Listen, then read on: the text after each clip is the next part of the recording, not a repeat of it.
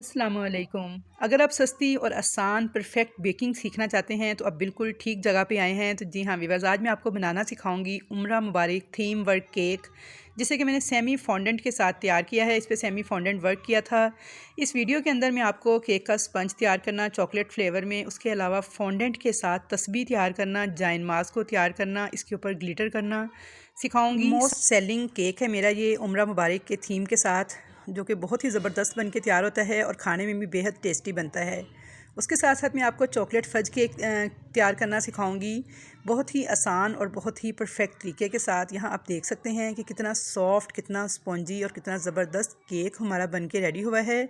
उसके अलावा व्यूअर्स, मैं इन दोनों केक्स को, एक को पतीले में बेक करूँगी और एक को मैं ओवन में बेक करूँगी, और फिर दोनों के रिज़ल्ट में क्या फ़र्क आया था ये भी मैं आपको बताऊंगी कि कौन सा तरीका बेस्ट है बेकिंग के लिए।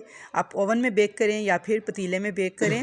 इसके अलावा चॉकलेट गिनाज तैयार करने का तरीका आपके साथ शेयर करूंगी कि मौसम के हिसाब से किस तरह इसमें चेंजिंग करनी है, केक पे किस तरह से गिनाज को अप्लाई करना है कि बिल्कुल स्मूथली ये एक जैसा अप्लाई हो जाए ईजीली। तो चलिए हम अपनी रेसिपी स्टार्ट करते हैं।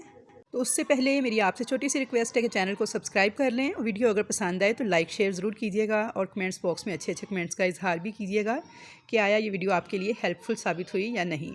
तो सबसे पहले मैंने यहाँ पे, क्योंकि 3 पाउंड का केक तैयार करना है, यानी 3 पाउंड बैटर तैयार करूँगी, जिससे मैंने 2 केक तैयार करने हैं, एक 2 पाउंड का और एक 1 पाउंड का। दोनों का बैटर मैं इकट्ठे ही रेडी करूँगी। उसके बाद मैंने इनको दोनों बॉल्स में ट्रांसफ़र कर लूँगी। तो यहाँ पे देखिए जी, मैंने दोनों टिन्स को रेडी कर लिया था, यानी अच्छी तरह से ग्रीस कर लिया था। अब इसके अंदर मैं बटर पेपर बिछा दूँगी इसके बेस में। तो यहाँ पे देखिए जी, बटर पेपर बिछाने के बाद ऑयल के साथ मैंने बटर पेपर को भी ऊपर से ग्रीस कर लिया था। तो आपने भी केक बनाते वक्त सबसे पहले केक टिन रेडी करके रख लेने हैं। उसके बाद आपने अगर पतीले में बेकिंग करनी है तो पतीले को प्री हीट होने के लिए रख देना है 10 मिनट के लिए मीडियम फ्लेम पे। अगर ओवन में बेकिंग करनी है तो ओवन को भी 10 मिनट के लिए प्री हीट होने के लिए रख देना है। तब अब यहाँ पे मैं आपको एक टिप देती चलूँ कि अगर आपके पास केक मोल्ड ना हो तो आप इस तरह का मिठाई का डब्बा भी इस्तेमाल कर सकते हैं। 7 इंच के इस डब्बे में मेरा 2 पाउंड का केक बहुत ही ज़बरदस्त किस्म का रेडी हो जाता है।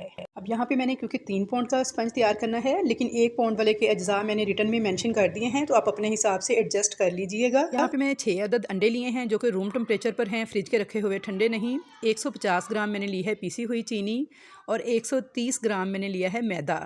दोनों चीज़ें मैंने मेजरिंग स्केल से मेजर करके ली हैं, और साथ मैंने लिया है 20 ग्राम कोको पाउडर। ये तीनों चीज़ें भी आपने छान के अच्छे से रेडी करके रख लेनी है। अब हमें चाहिए वनीला एसेंस, जो कि हम इसमें डालेंगे तकरीबन हाफ़ टी स्पून के बराबर। उसके साथ ही हमें चाहिए इसके लिए बेकिंग पाउडर। बेकिंग पाउडर आपका एक्सपायर ना हो, फ्रेश हो और यूज़फुल हो, इसे आप चेक करके फिर इस्तेमाल कीजिएगा। साथ ही मैंने यहाँ पे थोड़ा सा लेमन एसेंस भी यूज़ किया था। जब आप वनीला एसेंस और लेमन एसेंस दोनों को इकट्ठे यूज़ करते हैं तो बहुत ही ज़बरदस्त किस्म का फ्लेवर आता है हमारे केक में। आप चाहें तो साथ थोड़ा सा चॉकलेट एसेंस भी यूज़ कर सकते हैं। तो मैं इन तीनों एसेंस को मिला के डालूँगी, यानी थोड़ा सा vanilla essence, 2-4 drops lemon essence और 2-4 ड्रॉप्स चॉकलेट एसेंस। मैं इन तीनों एसेंस को मिला के ही यूज़ करती हूँ, तो बहुत ही ज़बरदस्त किस्म का फ्लेवर आता है मेरे केक में। तो चलिए अब हम चलते हैं फाइनली अपने बैटर को तैयार करने की तरफ।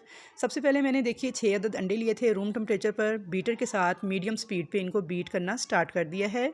अब हमें इसको थोड़ा सा बीट करना है कि जाग जाग सी बन जाए। तो यहाँ पे देखिए जी, मैंने तकरीबन 2 मिनट तक इनको मीडियम स्पीड पे बीट किया है। अंडों की इस तरह से जाग सी बन गई है। अब मैं इसके अंदर डाल दूँगी 150 ग्राम पीसी हुई चीनी, जो कि नॉर्मल किचन वाली चीनी थी, मैंने मिक्सी के जार में डाल के पीस ली थी। थोड़ी थोड़ी करके मैं इसमें ऐड करती जाऊँगी और मीडियम टू हाई स्पीड पर बीटर को चलाते हुए अंडों को बीट करती जाऊँगी। तो यहाँ पे देखिए जी, 2 से 3 बैच के अंदर मैंने सारी चीनी का पाउडर जो है वो अंडों में शामिल कर दिया है। और अब इनको इतना बीट करना है कि ये बिल्कुल क्रीमी सी शक्ल में आ जाएं और अंडे जो हैं हमारे फ्लफ़ी हो जाएं, यानी इनका वॉल्यूम जो है वो डबल हो जाए। तो यहाँ पे देखिए जी, तकरीबन मुझे 4 से 5 मिनट लग गए थे मीडियम टू हाई स्पीड पर बीटर को चलाते हुए। तो आपने बीटर को इस तरह से चलाते हुए चारों तरफ घुमाना है बॉल के अंदर, एक ही जगह पे नहीं चलाते जाना, बल्कि इसे चारों तरफ घुमाते हुए चलाना है ताकि हर तरफ से अंडे अच्छे से बीट हो जाएं। तो यहाँ पे देखिए जी, 4 से 5 मिनट लगे थे मुझे, अंडे काफ़ी अच्छे से बीट हो चुके हैं। मैं इसके अंदर 1 टीस्पून वनीला एसेंस शामिल कर दूँगी, थोड़ा सा मैंने चॉकलेट एसेंस और थोड़ा सा लेमन एसेंस भी शामिल कर दिया है, 2-2 4-4 ड्रॉप्स। अब मैं बीटर को चलाऊंगी मीडियम टू हाई स्पीड पर, इतना कि ये बिल्कुल क्रीमी सी शक्ल में आ जाए अंडे और जो हमने चीनी को मिक्स किया है। तो यहाँ पे देखिए जी, 5 मिनट लग गए थे मुझे इसे बीट करते हुए। अब इसको चेक कर लेते हैं। तो उसका ये तरीका है कि आपने इस तरह से बीटर को उठाना है थोड़ा सा बैटर ऊपर गिराना है और इस बैटर को कुछ सेकंड्स तक सरफेस पे स्टे करना चाहिए। ये देखिए लाइनें लाइनें मैंने बनाई है और ये स्टे कर रही हैं, फ़ौरन से गायब नहीं हो रही। इसका मतलब है हमारा जो बैटर है ना बहुत अच्छे से रेडी हो चुका है, अंडे बहुत अच्छी तरह से बीट हो चुके हैं। तो ये तरीका है अंडों को चेक करने का कि आया वो बीट हो चुके हैं या नहीं। तो चलिए अब हम अपनी बाकी चीज़ें रेडी कर लेते हैं। यहाँ पे मैंने मैदा ले लिया है 130 ग्राम, 20 ग्राम कोको पाउडर, 2 टीस्पून डाल दिया है उसके अंदर बेकिंग पाउडर और तीनों चीज़ों को अच्छी तरह से मिक्स कर लिया है और इनको मैं छान लूँगी 2 मरतबा। यहाँ पे छानना बहुत ज़रूरी है और आपने अच्छे से पहले एक दफ़ा मिक्स कर लेना है। उसके बाद इस बैटर को एक मरतबा मैंने प्लेट में छाना है, दूसरी मरतबा अब मैं इसको बैटर में ऐड करते वक्त छानती जाऊँगी। थोड़ा थोड़ा करके ऐड करेंगे। तकरीबन 3 बैचेस के अंदर मैंने इसको ऐड किया था और स्पैचुला के साथ एक ही डायरेक्शन में बिल्कुल हल्के हाथों के साथ आपने इसको कट एंड फोल्ड मेथड से फोल्ड करते जाना है। बहुत तेज़ी से आपने इसको फेंटे नहीं लगाने कि ऐसा ना हो अंडे का ये सारा फॉर्म टूट जाए जो कि हमने इसमें बनाया है। अगर आप इस तरह तेज़ तेज़ फेंटने के स्टाइल में इसको मिक्स करेंगे तो उससे क्या होगा, अंडों का सारा फॉर्म टूट जाएगा, हमारा केक फूलेगा नहीं, सॉफ्ट एंड स्पंची नहीं बनेगा, स्पंज हमारा बैठ जाएगा। तो लिहाजा आपने बहुत ही हल्के हाथों के साथ एक ही डायरेक्शन में चम्मच को बेस तक चलाते हुए बिल्कुल हल्के हाथों के साथ इसकी मिक्सिंग कर लेनी है और इस मैदे और कोको पाउडर वाले बैटर को 3-4 बैचेस में ऐड करके अच्छे से मिक्स कर लेना है। तो यहाँ पे देखिए जी मैंने थोड़ा सा जो मैदा और कोको पाउडर बचा था आखिरी बैच वो भी इसमें डाल दिया है। तकरीबन 4 दफ़ा मैंने इसे ऐड किया है 4 बैचेस में और इसी तरह से हल्के हाथों के साथ आपने इसकी मिक्सिंग करते जाना है। ओवर मिक्सिंग आपने हरगिज़ नहीं करनी, बस जैसे ही आपको लगे कि बैटर मिक्स हो गया है तो आपने इसकी मिक्सिंग करना छोड़नी है। ओवर मिक्सिंग से भी केक बैठ जाता है। तो बस यहाँ वीडियो में आपको लग रहा है वो कि मैं बहुत तेज़ मिक्सिंग कर रही हूँ, हालांकि मैं बिल्कुल स्लो स्पीड पे कर रही हूँ, सिर्फ वीडियो तेज़ चलाई हुई है। तो आपने भी बिल्कुल हल्के हाथों के साथ आराम आराम से इसको इस तरह से उठा के मैदे को फिर इसकी फोल्डिंग करनी है। ऐसे इसकी कंसिस्टेंसी होगी। अब यहाँ पे मैंने 2 पाउंड वाला टिन लिया है, इसके अंदर मैं डाल लूँगी इस बैटर को 2 पाउंड के हिसाब से और दूसरे टिन के अंदर मैं डाल दूँगी इस मटेरियल को 1 पाउंड के हिसाब से। दोनों टिन्स में डालने के बाद इनको थोड़ा टैप कर लूँगी ताकि सारे एयर बबल निकल जाएँ। और अब मैं 2 पाउंड वाला केक रखूँगी गर्म कढ़ाई के अंदर, जो कि मैंने 10 मिनट पहले मीडियम फ्लेम पे गर्म होने के लिए रखी हुई थी। इसे कवर कर दूँगी और बिल्कुल दम वाले फ्लेम पे इसे मैं 40 से 45 मिनट तक बेक होने दूँगी। तो दूसरी तरफ हमारा ओवन भी 10 मिनट तक मैंने 180 पे प्री हीट कर लिया है। अब मैं इस केक टिन को रख दूँगी गरम ओवन के अंदर। आपने प्री हीट ओवन के अंदर ही केक को रखना है, कढ़ाई में भी प्री हीट होनी चाहिए, वरना क्या होगा अगर आप ठंडे ओवन या ठंडी कढ़ाई में केक को रखेंगे तो आपका केक कभी भी तैयार ठीक तरह से नहीं होगा बल्कि बैठ जाएगा। अब यहाँ पे देखिए जी मैंने इसके दोनों रोड्स ऑन कर लिए थे, ऊपर वाले और नीचे वाले, और 30 मिनट्स की मैंने इस पर टाइमिंग लगा दी थी। 180 डिग्री पे मैंने 30 मिनट्स के लिए इस केक को छोड़ दिया था बेक होने के लिए। तो अल्हम्दुलिल्लाह माशाल्लाह यहाँ पे तकरीबन 45 से 50 मिनट लग गए थे कढ़ाई वाले केक को बेक होते हुए। तो ये देखिए माशाल्लाह कितना ज़बरदस्त बन के रेडी हुआ है। अब इसको चेक कर लेते हैं कि कहीं अंदर से कच्चा तो नहीं। एक टूथपिक लेंगे, इस तरह से इंसर्ट करेंगे तो देखिए ये बिल्कुल क्लीन है, कुछ भी इसके साथ चिपका हुआ नहीं है। अगर कुछ चिपका हुआ फील हो तो आप केक को 5 से 10 मिनट मज़ीद बेक कीजिएगा। तो यहाँ पे देखिए जी केक मेरा रेडी है, इसे मैं निकाल के काउंटर पे छोड़ दूँगी ताकि अच्छी तरह से ठंडा हो जाए। और ये देखिए कितना सॉफ्ट है, आप इसकी सॉफ्टनेस का अंदाज़ा देखें, मैं उंगली लगा रही हूँ और केक देखिए कितना सॉफ्ट बन के तैयार हुआ है। तो चलिए अब ओवन वाले केक को भी देख लेते हैं। तो यहाँ पे 30 मिनट हो गए थे इस ओवन वाले केक को भी। तो ये देखिए माशाल्लाह से ये भी बहुत अच्छे से बेक हो चुका है, इसको भी चेक कर लेते हैं। तो ये देखिए जी टूथपिक मैंने इसमें भी इंसर्ट की है तो ये भी बिल्कुल क्लीन आई है, इट्स मीन कि ये भी केक रेडी है। तो दोनों केक्स को मैं पहले ठंडा कर लूँगी। आपने केक को हमेशा ठंडा करके फिर ही मोल्ड से निकालना है। जब तक हमारे केक स्पंज ठंडे हो रहे हैं तब तक हम चॉकलेट गनाज रेडी कर लेंगे। उसके लिए मैंने यहाँ पे डार्क चॉकलेट ली है, 250 ग्राम्स के बराबर मेरे पास चॉकलेट थी। इस तरह से होती है, ये क्रेव वालों की मैं यूज़ कर रही हूँ। इसके अलावा मैं बेक हाउस से भी मंगवाती हूँ, उसका भी रिज़ल्ट बहुत अच्छा रहता है। और एक और भी मैं चॉकलेट यूज़ करती हूँ, इंशाल्लाह वो मैं आपको नेक्स्ट किसी रेसिपी में बताऊँगी। वो बहुत सस्ती रहती है और बहुत ही अच्छा और टेस्टी रिज़ल्ट आता है उसका भी। तो इंशाल्लाह ताला नेक्स्ट वीडियोस में मैं आपको बताऊंगी कि ये सामान आप कहाँ से इजीली कम प्राइस के अंदर परचेज़ कर सकते हैं। तो यहाँ पे देखिए जी मैंने चॉकलेट को छुरी के साथ काट के ब्रीक ब्रीक टुकड़ों में क्रश कर लिया था। साथ ही इसके अंदर आधा कप मैंने विपिंग क्रीम ऐड कर दी है और अब हम इसे डबल बॉयलर पे मेल्ट कर लेंगे और अच्छी तरह से चम्मच चलाते हुए मिक्स करते जाएंगे। अब इसे माइक्रोवेव भी कर सकते हैं और चाहें तो डबल बॉयलर पे भी इसे गर्म कर सकते हैं मेल्ट करने के लिए। उसका तरीका इंशाल्लाह मैं आपको नेक्स्ट वीडियोस में बताऊंगी डिटेल के साथ। तो यहाँ पे मैंने एक देगची में पानी गर्म किया था, उसके ऊपर मैंने इस रख दिया था बर्तन को चॉकलेट और क्रीम वाले, और मुसलसल चम्मच चलाते हुए 3 से 4 मिनट मैंने इसे मिक्स कर लिया था। तो ये बहुत अच्छी चॉकलेट गिनाज जो है हमारी रेडी हो चुकी है। इसे हम केक की क्रीम में भी यूज़ करेंगे और साथ ही हम केक की टॉपिंग पे भी यूज़ करेंगे। तो इंशाल्लाह ताला नेक्स्ट वीडियोस के अंदर मैं आपको चॉकलेट गिनाज की मुकम्मल डिटेल बताऊंगी कि आप इसे किस तरह से रेडी कर सकते हैं। तो चलिए अब हम देख लेते हैं। केक स्पंज हमारे ठंडे हो चुके हैं। छुरी के साथ सबसे पहले इस तरह से छुरी फेरते हुए दोनों के किनारे जो हैं आपने अच्छे से इस तरह से फ्री कर लेने हैं। छुरी के साथ अपने किनारे फ्री कर लेने हैं। उसके बाद आपने इसको उल्टा करना है, पीछे से हल्का सा टैप करना है। तो ये देखिए माशाल्लाह से कितनी आसानी के साथ हमारा जो केक है डीमोल्ड हो चुका है, यानी मोल्ड से बाहर आ गया है। तो ये है जी हमारे ओवन वाले केक का रिज़ल्ट। देख सकते हैं कितना ज़बरदस्त बन के तैयार हुआ है। आप इसकी सॉफ्टनेस चेक कर सकते हैं। तो ये देखिए माशाल्लाह से बहुत ही ज़बरदस्त स्पंज हमारा रेडी हो चुका है। तो चलिए अब हम अपने कढ़ाई वाले केक को देख लेते हैं। सेम इसी तरीके से छुरी के साथ हम उसके भी किनारे जो हैं फ्री कर लेंगे, उल्टा करेंगे, थोड़ा सा इसको टैप करेंगे। तो ये देखिए माशाल्लाह ये भी कितनी आसानी से निकल के आ गया है। और इसका बटर पेपर उतारने के बाद मैं आपको दिखा रही हूँ इसका फ़ाइनल रिज़ल्ट। तो ये देखिए माशाल्लाह कितना सॉफ्ट, कितना स्पंजी केक हमारा बनके तैयार हुआ है। तो व्यूअर्स अगर आप पतीले में बेक करते हैं तो केक आपका तब भी शानदार बनके तैयार होगा, अगर ओवन में तैयार करते हैं तो तब भी शानदार बनके तैयार होगा। मेरा तो दोनों का रिज़ल्ट सेम आया है और दोनों ही सेम तरीके से ही तैयार होते हैं। हाँ, फ़र्क सिर्फ इतना है कि ओवन में हमारा केक 30 मिनट में एग्जैक्टली रेडी हो गया था, जबकि कढ़ाई के अंदर इसे 10-15 मिनट का टाइम ज़्यादा लगता है। और टेम्परेचर आपने इसका ख़ास ख्याल रखना है, उसे बिल्कुल जैसे हम चावलों को दम लगाते हैं बस उससे थोड़ा सा तेज़ आपका फ्लेम होना चाहिए। ना तो आपको बहुत तेज़ फ्लेम करना है आपने, ना बार बार आपने कढ़ाई को खोल के देखना है। तो बेहद शानदार तरीके से आपका स्पंज रेडी हो जाएगा। ये गारंटी है मेरी इंशाल्लाह ताला इस रेसिपी के लिए। तो आप बेफ़िक्र होकर इसे ट्राई कर सकते हैं। अब यहाँ पे मैंने विपिंग क्रीम ले ली थी हाफ़ kg, उसे मैंने विप करना स्टार्ट कर दिया है। तो इसको विप करने का तरीका मैंने पहले बहुत सारी वीडियोस में शेयर किया है, फिर भी मैं आपको एक दफ़ा बता देती हूँ कि क्रीम को मैंने फ्रीज़र से निकाल के 2 घंटे पहले फ्रिज में रख दिया था नीचे, और ये बिल्कुल लिक्विड फॉर्म में आ चुकी थी। इसमें बर्फ़ वगैरह की क्रिस्टल बिल्कुल भी नहीं होनी चाहिए। आजकल सर्दी का मौसम है तो मैंने इसे बॉल में इसी तरह डाल के मीडियम स्पीड पर विप करना स्टार्ट किया था। तो मीडियम टू हाई स्पीड पर ही आपने क्रीम को विप करना है और बहुत ज़्यादा हार्ड नहीं करना। सर्दियों के मौसम में आपने क्रीम को थोड़ा सॉफ्ट ही रखना है। गर्मियों में हम इसे ज़्यादा विप करते हैं। और अगर गर्मी का मौसम हो तो इसके नीचे आपने बॉल के नीचे बर्फ़ भी रखनी है थोड़ी सी, ताकि इसका टेम्परेचर जो है वो डिस्टर्ब ना हो।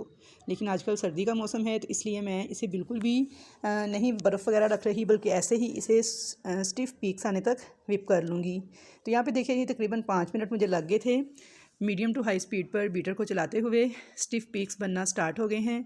तो बस इतना ही मैं क्रीम को विप करूँगी, बहुत ज़्यादा इसे मैं हार्ड नहीं करूँगी, या बहुत ज़्यादा इसमें आपने स्टिफ पीक्स आने तक इसको विप नहीं करना, वरना उससे क्या होता है कि सर्दियों में जब बहुत ज़्यादा विप करने के बाद आप क्रीम को केक पे अप्लाई करते हैं तो फिर केक के ऊपर क्रैक्स आ जाते हैं। तो यहाँ पे देखिए क्रीम स्टे कर रही है, बीटर से नीचे नहीं गिर रही, स्टिफ पीक्स आना स्टार्ट हो गए हैं। तो इसका मतलब है बस इतना ही हमें क्रीम को विप करना है, इससे ज़्यादा हम इसे विप नहीं करेंगे। और तकरीबन 5 से 6 मिनट लगे हैं मुझे इसे विप करते हुए। दूसरी तरफ देखिए जो चॉकलेट मैंने मेल्ट करके रखी थी क्रीम डाल के, वो थोड़ी हार्ड हो चुकी है क्योंकि ठंडी हो गई है। तो अब मैं इसमें से 2 से 3 टेबल स्पून भर के इस क्रीम के अंदर ऐड कर दूँगी, क्योंकि हमें ये चॉकलेट क्रीम केक रेडी करना है। तो बहुत ही ज़बरदस्त फ्लेवर आएगा इस चॉकलेट का क्रीम के साथ। तो व्यूअर्स लाजमी इस रेसिपी को ट्राई कीजिएगा, तो इंशाल्लाह ताला आपको बेहद पसंद आएगी मेरी ये रेसिपी। तो यहाँ पे देखिए जी मैंने 3 टेबल स्पून भर के जो चॉकलेट थी मेल्ट की हुई वो ऐड कर दी है इस क्रीम के अंदर। 1 से 2 मिनट अच्छी तरह से बीटर को चलाते हुए मैं इस चॉकलेट को इस क्रीम के साथ मिक्स कर लूँगी। तो हमारी चॉकलेट क्रीम रेडी हो चुकी है। अब हम करेंगे अपने केक की आइसिंग। तो यहाँ पे देखिए जी हमारी चॉकलेट क्रीम रेडी थी, इसे हम एक साइड पे रखेंगे। और सबसे पहले मैंने टर्न टेबल के ऊपर एक रुमाल बिछा लिया था, वो इसलिए कि इससे हमारा जो केक बोर्ड है वो स्लिप नहीं करता, यानी अपनी जगह से हिलेगा नहीं और इजीली इस पर हम फ्रोस्टिंग कर लेंगे। तो यहाँ पे मैंने 2 पाउंड वाला केक था, उसको मैंने 2 लेयर्स में काट लिया था। उम्रा थीम केक हम तैयार करेंगे। और ये देखिए यहाँ पे मैंने नॉर्मल टेम्परेचर पे दूध लिया है, उसके अंदर मैंने 1.5 टेबल स्पून जो चॉकलेट मेल्ट करके रखी थी वो ऐड कर ली है, और चॉकलेट सिरप जो है वो रेडी कर लिया है। यानी इससे हम अपने केक को सॉक करेंगे। थोड़ी सी क्रीम लगाई है मैंने केक बोर्ड के ऊपर ताकि केक हमारा हिले नहीं, और ये दूध मिली चॉकलेट के साथ हम इस केक को सॉक कर लेंगे। तो यहाँ पे देखिए जी मैंने केक को अच्छे से सॉक कर लिया था इस दूध के साथ, जिसके अंदर मैंने चॉकलेट मिक्स की थी, जो मेल्टेड चॉकलेट थी। थोड़ी सी क्रीम जो हमने चॉकलेट क्रीम रेडी की है वो हम इसके ऊपर डालेंगे, स्पैचुला के साथ इसे लेवल करेंगे। और यहाँ पे देखिए जी क्रीम से मैंने केक को कर दिया है कवर। थोड़ा सा मैं किनारे से भी इसे इस तरह से साफ़ कर लूँगी, नीट कर लूँगी क्रीम के साथ। और अब हम इसके ऊपर केक का जो दूसरा पीस हमने कट किया था वो हम रख देंगे। और अब एक बहुत अहम टिप मैं आपको देती चलूँ, अगर आप चाहते हैं कि आपकी केक जो है बिल्कुल स्मूथ रहे, ऊपर से आइसिंग के बाद बिल्कुल नीट लुक आए उसकी ऊपर से, तो आपने क्या करना है, जो केक की बेस वाली साइड है इसे आपने फ्रंट वाली साइड बना देना है। यानी देखिए ये मेरी केक की बेस वाली साइड थी और इसे मैंने सबसे ऊपर इसे लगा दिया है उल्टा करके। तो क्योंकि उसकी जो बेस वाली साइड है वो बिल्कुल स्मूथ होती है, तो इस तरह हमारे केक की आइसिंग भी बिल्कुल स्मूथ होगी, बहुत नीट लुक आएगी इसकी और केक बिल्कुल लेवल जो है वो कट होगा। तो यहाँ पे देखिए जी मैंने इसे भी सॉक कर लिया था।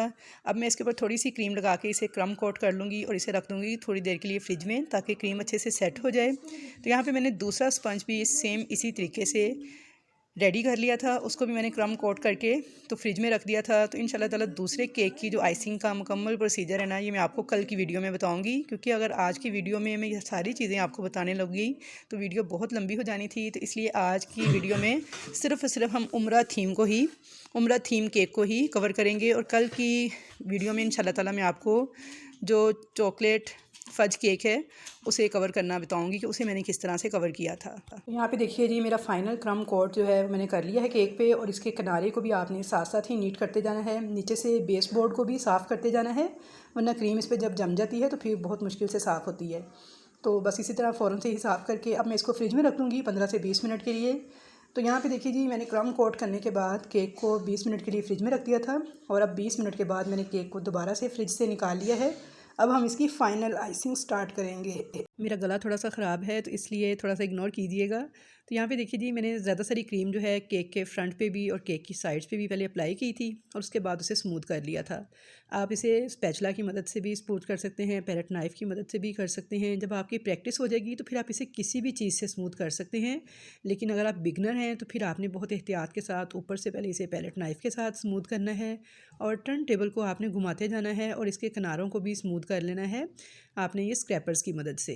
तो यहाँ पे देखिए जी केक हमारा बिल्कुल नीट इसकी फिनिशिंग हो चुकी है। ये देखिए इसके किनारे पे मैंने ये जो कॉम की तरह का स्क्रैपर है ये चला लिया था, और चॉकलेट यहाँ पे देखिए हमारी थोड़ी हार्ड हो गई थी तो मैंने थोड़ा सा इसके अंदर दूध ऐड किया है।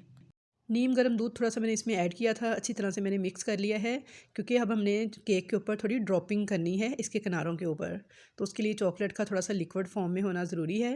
तो यहाँ पे आप उसके मुताबिक उसे एडजस्ट कर लीजिएगा अपनी चॉकलेट के मुताबिक। तो मैंने इसमें थोड़ा सा दूध डाल दिया था, तकरीबन 1/4 कप के बराबर नीम गर्म दूध था, और अब चम्मच के साथ मैं इस चॉकलेट को उठा के इस तरह से इस केक के किनारे पर डालती जा रही हूँ। तो ये देखिए कितनी ज़बरदस्त किस्म की ड्रिपिंग जो है चॉकलेट की हो चुकी है, किनारा देखिए इसका कितना ज़बरदस्त रेडी हो गया है। अब मैंने यहाँ पे छोटे स्टार नोज़ल ली है और उसकी मदद से मैंने इस किनारे के ऊपर थोड़ी सी व्हिपिंग क्रीम जो हमने चॉकलेट वाली रखी हुई थी वो मैंने पाइपिंग बैग में भर ली थी, और इस नोज़ल की मदद से इस तरह से मैंने इस किनारे के ऊपर डिज़ाइनिंग कर ली थी, जो कि बेहद शानदार और बहुत ही अट्रैक्टिव लग रही थी। व्यूअर्स, ये उम्रा थीम केक वर्क का ऑर्डर था मेरे पास, उम्रा करके वापस आए थे जिनके लिए मैं ये केक तैयार कर रही थी, और बहुत ही ज़बरदस्त बन के तैयार हुआ था। दिखने में जितना खूबसूरत था व्यूअर्स, खाने में उससे कहीं बढ़ के मज़ेदार था, क्योंकि उन्होंने मुझे भी टेस्ट करवाया था। तो ये देखिए जी ये हमारा केक रेडी है। अब इसकी फ़ाइनल आइसिंग मैंने कर दी है, इसको मैं फ्रिज में छोड़ दूँगी और तब तक हम अपना फॉन्डेंट वर्क जो है फॉन्डेंट के टॉपर्स वो रेडी कर लेंगे। व्यूअर्स, मैं यहाँ पे रेडीमेड फॉन्डेंट यूज़ कर रही हूँ, लेकिन आप इसे घर पे भी तैयार कर सकते हैं इंशाल्लाह ताला। नेक्स्ट वीडियोज़ के अंदर मैं आपके साथ वो भी शेयर करूँगी। तो यहाँ पे ये मेरे पास मैंने बेक हाउस से मंगवाया है वाइट कलर में फॉन्डेंट। वाइट कलर के फॉन्डेंट का मुझे ये फ़ायदा होता है कि इसके अंदर मुझे जो भी कलर मिक्स करना हो मैं करके तो इसको एडजस्ट कर लेती हूँ। तो यहाँ पे देखिए जी फॉन्डेंट आजकल सर्दी की वजह से ना काफ़ी ज़्यादा हार्ड हो चुका है, तो इसलिए बड़ी मुश्किल से टूट रहा है, वरना गर्मियों में तो ये बड़ा सॉफ्ट होता है, आराम से ही टूट जाता है। अब यहाँ पे ये देखिए जी फॉन्डेंट मुझे जितना चाहिए था मैंने उतना सेपरेट कर लिया है। अब इसे मैं दोनों हाथों में पकड़ के तो इस तरह से मसलती जाऊँगी। आपने इसे पकड़ के इस तरह से मसलसल 2 से 3 मिनट मसलते जाना है, तोड़ते जाना है, मसलते जाना है। ये बिल्कुल स्मूथ सी लुक में आ जाएगा और थोड़ा सॉफ्ट हो जाएगा।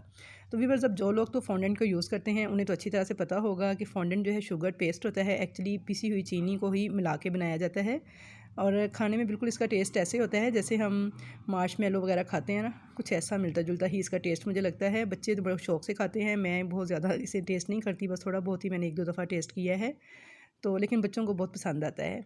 अब जो बिगिनर्स हैं उन्हें मैं ये बता दूं कि अगर आप फ़र्स्ट टाइम फॉन्डेंट वर्क कर रहे हैं तो बेहतर है कि आप बाज़ार से लेकर ही यूज़ करें। आप बेक हाउस से ऑर्डर कर सकते हैं, ऑनलाइन वहाँ से मंगवा सकते हैं। वाइट कलर में मंगवा लीजिए, इसमें कोई सा भी कलर आप मिक्स करेंगे तो ये उसी कलर में आ जाएगा।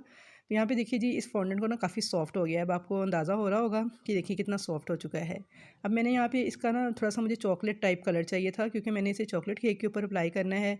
तो मेरे पास ब्राउन कलर नहीं था, यानी चॉकलेट कलर मेरे पास नहीं था। तो मैंने क्या किया, इसके लिए मेरे पास ये पिंक कलर था और थोड़ा-सा मेरे पास नेवी ब्लू कलर था। मैंने इन दोनों कलर्स को मिक्स करके थोड़ा-सा ब्राउन टाइप कलर बनाने की कोशिश की है। तो देखते हैं जी कैसा कलर इसका बनता है। तो यहाँ पे देखिए ये दोनों जेल फूड कलर्स हैं। आपने जेल फूड कलर थोड़े से लगा के इसके ऊपर इस तरह से इसे मसलते जाना है। तो यहाँ पे देखते हैं जी इसका क्या कलर निकलता है। तो ये देखें जी इसका कलर कुछ इस टाइप का हो गया था। तो ये तो थोड़ा स्काई ब्लू टाइप कलर आ गया था। तो अब मैंने थोड़ा सा कॉर्नफ्लोर जो है ना वो ऐड किया था, थोड़ा सा, क्योंकि सॉफ्ट हो गया था काफ़ी ज़्यादा। तो थोड़ा सा मैंने कॉर्नफ्लोर लगा के ना इसे अच्छी तरह से थोड़ा सा मसल लिया था कॉर्नफ्लोर के साथ, ताकि थोड़ा सा ये हार्ड हो जाए। तो यहाँ पे देखिए जी ये काफ़ी हद तक अब हार्ड हो गया था। आप इसकी जगह पे कॉर्नफ्लोर, CMC पाउडर या फिर टाइलोस पाउडर कुछ भी यूज़ कर सकते हैं।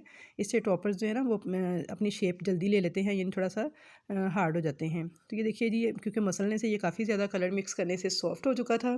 तो अब इस तरह से मैंने थोड़ा सा इसे हार्ड किया है। अब मैं इसके अंदर थोड़ा सा red gel food colour add कर रही हूँ। तो अब देखते हैं इसका क्या कलर निकलता है। तो बस मैं भी इसी तरह से एक्सपेरिमेंट कर रही हूँ कि देखती हूँ क्या कलर इसका बनता है। तो ये देखिए जी माशाल्लाह से अब इसका कलर ना बिल्कुल ऐसे ही आ गया था जैसे डार्क सा प्लम कलर होता है ना, इस तरह से थोड़ा सा यानी ब्राउन इसने लुक देना शुरू कर दी थी। तो बस ऐसा ही, अब इतना ही हो सकता था, इससे ज़्यादा तो ये पॉसिबल नहीं था।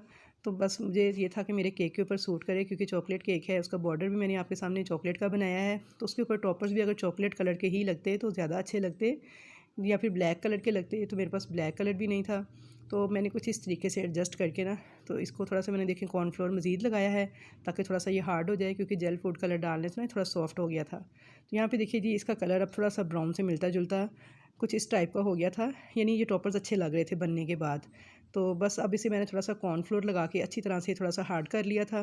बिल्कुल ऐसे जैसे हम रोटी का पेड़ा बनाते हैं ना, तो अगर हम खुशक आटे को ही हाथ में इस तरह करें, खाली आटे को, तो वो हाथों से चिपकना शुरू हो जाता है जब सॉफ्ट होगा। लेकिन जब हम सूखा आटा लगाते हैं तो फिर वो हाथों में मैनेज करना आसान हो जाता है। तो सेम इसका भी यही तरीक़ेकार है कि जब इसे हम बहुत ज़्यादा सॉफ्ट करते हैं तो फिर ये हाथों से चिपकने लगता है, लेकिन जब इसे हम थोड़ा सा कॉर्नफ्लोर लगाते हैं तो फिर ये थोड़ा सा अपनी शेप लेने लगता है। अब यहाँ पे देखिए जी मैंने इसमें से थोड़ा सा अलग किया है और इसे मैंने बेल लिया था इस तरीके से, क्योंकि मुझे इसका जायनमाज़ रेडी करना है। तो उसके लिए मैंने इसके 2 पीसेस कर लिए थे, यानी 2 हिस्सों में इसे डिवाइड कर लिया था। पहले हिस्से को मैंने इस तरह से बेल के तो छुरी के साथ मैंने रेक्टेंगुलर शेप में इसकी कटिंग कर ली थी। और अब यहाँ पे मैंने नाइफ़ के साथ थोड़ा सा निशान लगा के तो झालर का स्टाइल में ना कट्स लगा लिए थे, जैसे जायनमाज़ के सिरे होते हैं ना, कुछ उस तरह की ही मैंने शेप देने की से कोशिश की थी। छोटे छोटे मैंने कट्स लगा लिए थे। तो ये देखिए जी हमारा बेहतरीन जायनमाज़ जो है वो तैयार हो गया है। अब जायनमाज़ के ऊपर से मुझे ये खाली खाली लग रहा था, तो मैंने इसके ऊपर से थोड़ी सी डिज़ाइनिंग कर ली थी। तो व्यूअर्स अगर आपको आर्ट में थोड़ी सी दिलचस्पी है, डिज़ाइनिंग वगैरह में, या फिर आपने कभी क्ले के साथ बच्चों को खेलते हुए देखा है कि वो कितनी डिफरेंट किस्म की चीज़ें बनाते हैं, चाइना मिट्टी जिसे कहते हैं उसके साथ, तो सेम समझ लें ये भी बड़ों के लिए एक चाइना मिट्टी की ही तरह का मटीरियल है, जो गम पेस्ट से या फिर फॉन्डेंट कहते हैं। तो बहुत ही मज़ा आता है इसके साथ काम करने का, क्योंकि मेरा भी आर्ट से रिलेशन है, मुझे भी शौक़ है डिज़ाइनिंग वगैरह का। तो इसलिए मुझे तो बहुत मज़ा आता है इसको कंप्लीट करते हुए।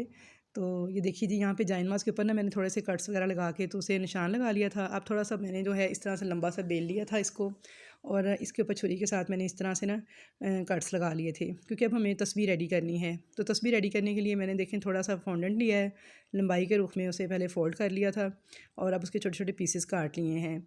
2 पीसेस मैंने वाइट के भी काटे थे, और इस तरह से छोटे छोटे मैंने बॉल्स जो हैं हाथ के साथ बना लिए थे। और ये मेरी तस्बीह के बॉल्स रेडी हो गए हैं, यानी मोती। तो वाइट जो है मेरे सिर्फ 2 ही यूज़ हुए थे, तो इसलिए मैंने बाकी जो है फॉन्डेंट है उसे आपने इसी तरह से इकट्ठा करके तो दोबारा से किसी भी प्लास्टिक बैग में रैप करके सेव कर सकते हैं। तो ये 6-7 महीने तक इसकी एक्सपायरी होती है, इतनी जल्दी एक्सपायर नहीं होता। तो बस आप इसे किसी भी प्लास्टिक रैप में लपेट के रख दें तो इसे दोबारा यूज़ कर सकते हैं।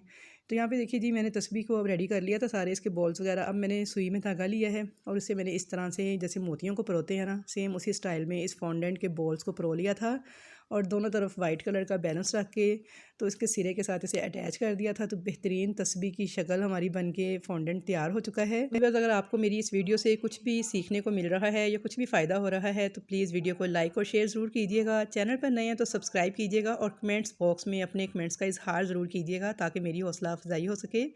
तो यहाँ पे देखिए जी तस्बीह को मैंने इस तरह से रेडी कर लिया था। एक्स्ट्रा धागा जो से है उसे मैंने उसके सिरे को ज़रा पक्का करके तो उसकी कटिंग कर दी थी। तो तस्बीह भी रेडी है और जायनमाज़ भी रेडी है। अब मैं इसके ऊपर थोड़ा सा ग्लिटर कर दूँगी। तो ग्लिटर के लिए यहाँ पे मैंने लिया है गोल्डन डस्ट। ये भी बेक हाउस से मिल जाता है, एडिबल है। तो बस यानी एडिबल से मुराद ये कि इसे आप खा सकते हैं, यानी ये खाने वाला जो फूड कलर है ना, ये वो वाला है। इसके अंदर थोड़ा सा मैंने कुकिंग ऑयल मिक्स करके तो इसे अच्छे से लिक्विड थोड़ी फॉर्म में ले आई थी, और ब्रश के साथ मैंने इस तरह से इसे तस्बीह पे भी और जाइनमस पे भी अप्लाई कर दिया था। और इस दोनों टॉपर्स को मैंने रात भर के लिए छोड़ दिया था इसी तरह से, ताकि सुबह तक ये ड्राई हो जाएँ। और वैसे भी आप फॉन्डेंट के टॉपर जब भी रेडी करें, तो जब आपने कस्टमर को केक डिलीवर करना हो तो उससे कुछ देर पहले ही आप इनको केक के ऊपर अप्लाई करें, यानी केक के ऊपर इनको लगाएं। तो यहाँ पे देखिए जी, ये दोनों टॉपर मैंने रात भर के लिए छोड़े थे, और साथ मैंने एक तीसरा टॉपर भी तैयार किया था बाद में, जिसके ऊपर मैंने उम्रा मुबारक लिखा है। तो ये भी मैंने टॉपर रेडी कर लिया था, और ये भी मेरी तस्वीर वगैरह और जाइनमस वगैरह भी देखिए बहुत अच्छे से ड्राई हो चुके हैं। रात भर के लिए इनको मैंने इसी तरह से छोड़ दिया था। तो माशाल्लाह से बहुत ज़बरदस्त किस्म के टॉपर्स हमारे सेट हो चुके हैं। और ये जो मैंने ऊपर उम्रा मुबारक लिखा है ना, ये मैंने एडिबल मार्कर से लिखा है। तो इंशाल्लाह ताला ये सारी चीज़ें मैं आपको नेक्स्ट वीडियोज़ के अंदर एक्सप्लेन करती जाऊँगी। तो यहाँ पे देखिए जी, केक को भी मैंने रात भर के लिए फ्रिज में रख दिया था। केक हमारा बहुत अच्छे से चिल हो चुका था, क्रीम बहुत अच्छे से सेट हो चुकी थी। तो अब मैं इस जाइनमास को उठा के, तो इस केक के ऊपर पहले आपने एक जगह सेट कर लेनी है कि जहाँ पे आपने इसे एडजस्ट करना है। उसके बाद आपने उसे उस जगह पे इस तरह से आराम से रख देना है। और साथ ही मैंने इसके ऊपर तस्बीह भी देखिए कि मैंने तस्बीह को भी इस तरह से एडजस्ट करना था, तो वो भी मैंने कर दिया है। अब रह जाती है उम्रा मुबारक वाले जो मैंने टॉपर रेडी किया था, उसको कहाँ पे रखना है। तो यहाँ पे देखिए, केक पे जब मैं चॉकलेट की ड्रिपिंग कर रही थी, तो थोड़ी सी चॉकलेट जो है ना, वो केक के ऊपर मेरे से इस तरह लग गई थी। तो इसके ऊपर मैंने रख के ये लगा दिया है उम्रा मुबारक वाला टॉपर। तो ये देखिए जी, माशाल्लाह बेहतरीन किस्म का हमारा चॉकलेट सेमी फॉन्डेंट के साथ केक जो है बनके तैयार है। तो आई होप व्यूअर्स कि आपको मेरी आज की उम्रा मुबारक थीम में फॉन्डेंट वर्क के साथ केक बनाने की ये वीडियो ज़रूर पसंद आएगी। अगर आपको वीडियो अच्छी लगे तो लाइक शेयर कीजिएगा, चैनल पर नए हैं तो सब्सक्राइब कीजिएगा, और कमेंट्स बॉक्स में मुझे ज़रूर बताइएगा कि आपको ये वीडियो कैसी लगी और नेक्स्ट आप कैसी वीडियोस देखना चाहते हैं। तो इंशाल्लाह ताला मैं सारे टिप्स और सारे जो भी तजर्बात हैं मेरे पास, वो आपके साथ शेयर करती रहूँगी। मुलाकात होगी आपके साथ एक अच्छी नई रेसिपी के साथ। और जो मैंने आपको शुरू में बताया था कि मैं आपको चॉकलेट केक के ऊपर चॉकलेट पोर करना बताऊँगी, तो वो इंशाल्लाह ताला मैं आपको नेक्स्ट वीडियो में बताऊँगी। तो मुलाकात होगी आपके साथ, तब तक के लिए मुझे दीजिए इजाज़त। अल्लाह हाफ़िज़।